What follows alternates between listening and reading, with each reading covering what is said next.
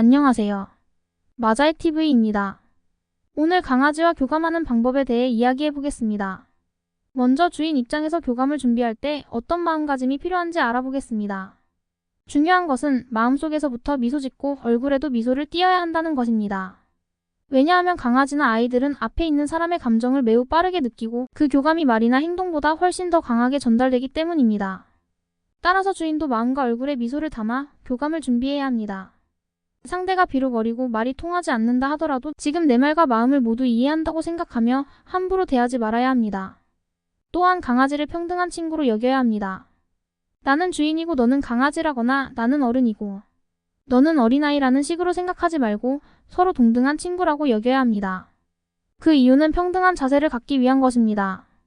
아래 위를 너무 따지는 감각으로 임하면 자신도 모르게 상대를 압박하는 심리가 되니까 자연스러운 감흥에 좋지 않습니다.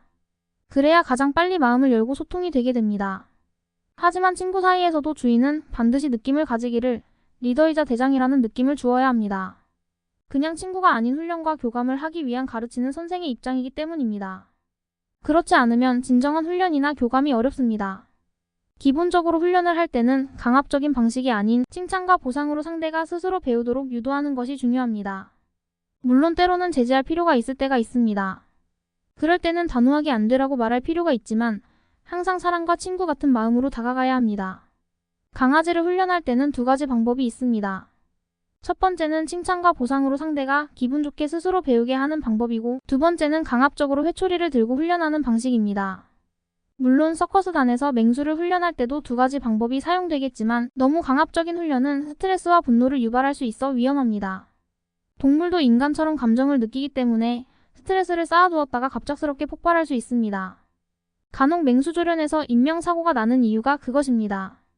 사랑으로 대하고 친해지면 훈련은 훨씬 더 효과적입니다. 사람도 마찬가지입니다.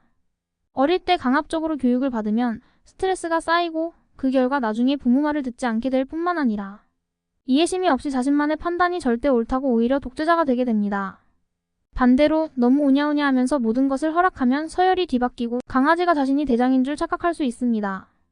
아주 친하면 서열이 문제가 안 되지만 그 정도가 아니면 동물은 반드시 서열 위주로 생활합니다.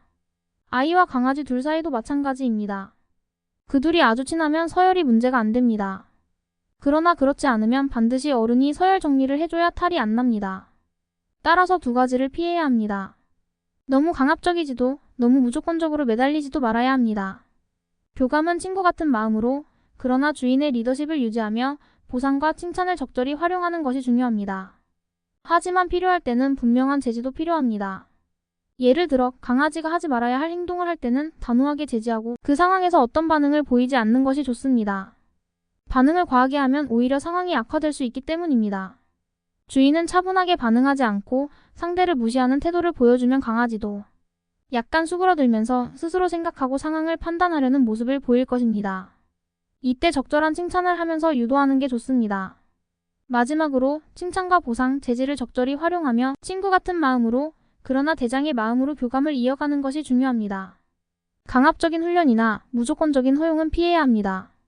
오늘은 여기까지 말씀드리며 감사합니다.